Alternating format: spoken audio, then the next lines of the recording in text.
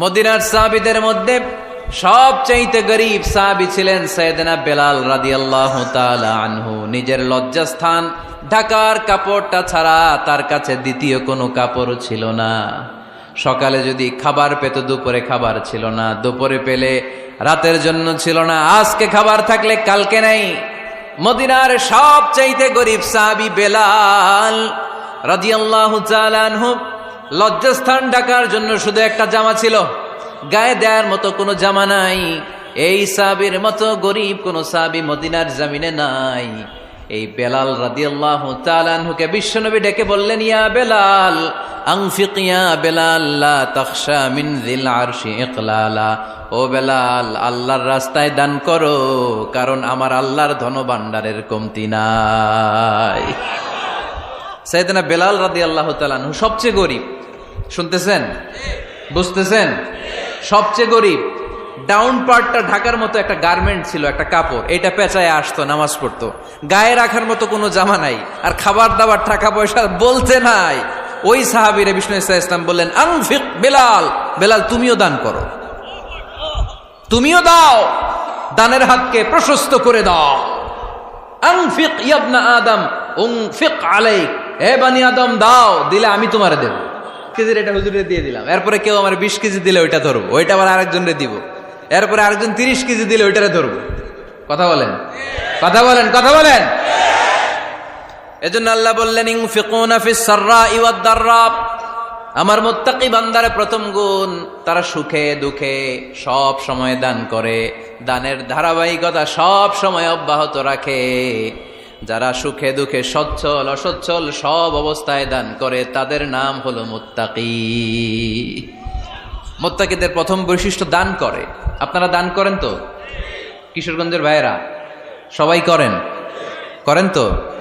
Take it as a reminder.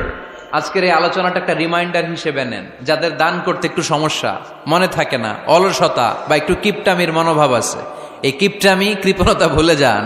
দেন, দেন না একটু, আপনারা দিবে কে? বিশ্বাস হয়? দিলে বাড়ে, দিলে না দিলে কমে, কারণ আপনি দিলে আপনারে দিবে কে? তবে গোপন অবস্থায় দেওয়াটা উত্তম। প্রকাশ্য দান করলে আল্লাহ কবুল করেন, ওইটাতেও সওয়াব আছে, কিন্তু গোপনে দান করলে বেশি খুশি হয় কে? গোপনে দান করলে আল্লাহর রাগ ক্রোধ কমে যায়। আপনার কোনো পাপের কারণে আল্লাহ যদি আপনার উপর রেগে থাকে, আপনি গোপনে কিছু দান করে দেন, ওই রাগটা মুহূর্তেই ঠান্ডা হয়ে যাবে।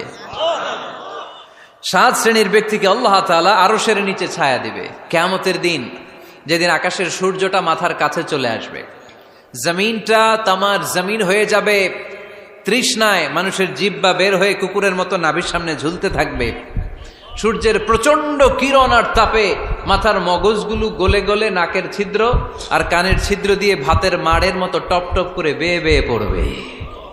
আল্লাহর আরশের ছায়া ছাড়া সেদিন আর কোনো ছায়া থাকবে না। বিষ্ণু বললেন, 7 শ্রেণীর ব্যক্তিকে আল্লাহ তাআলা সেদিন আরশের নিচে ছায়া দিবে। তার মধ্যে থেকে 1 শ্রেণীর ব্যক্তি, কিশোরগঞ্জের ভাইয়েরা খেয়াল করে শুনেন, তার মধ্যে 1 শ্রেণীর ব্যক্তি হচ্ছে রজুলুন তাসাদ্দাকা বিসাদাকা ফাআখফাহা। 1 শ্রেণীর ব্যক্তি হচ্ছে ওই ব্যক্তি যে গোপনে আল্লাহর জন্য দান করে। হাত্তা লা তা'লামু শিমালুহু মা তুনফিকু ইয়ামিনু। এমন গোপনে এসে আল্লাহর রাস্তায় দান করে দেয়, তার ডান হাত কি দান করেছে বাম হাত টের পায় না। ডান হাত কি দিল, বাম হাত দেখে নাই। অন্য মানুষ জানা তো দূরের কথা, এই গোপন দান আমার আল্লাহর কাছে খুব প্রিয়। এজন্য একটু দান করার অভ্যেস করেন, অল্প করে করেন। আজকে যে এই 5 টাকা দান করে দেন মসজিদে, 2 টাকার নোট থাকলে দান করে দেন, 1 টাকার পয়সা থাকলে দান করে দেন। দান করতেই হবে, কারণ মুত্তাকি হতে চাইলে এই দানের ধারাবাহিকতা কন্টিনিউয়াসলি এটা রাখতে হয়, এটা থামানো যায় না। সময় ভালো বেশি দিলাম, সময় খারাপ কম দিলাম, কিন্তু দিতে হবে। রাজি আছেন? আল্লাকা সিররুন ইনদাল্লাহ বাইনাকা আনতা ওয়া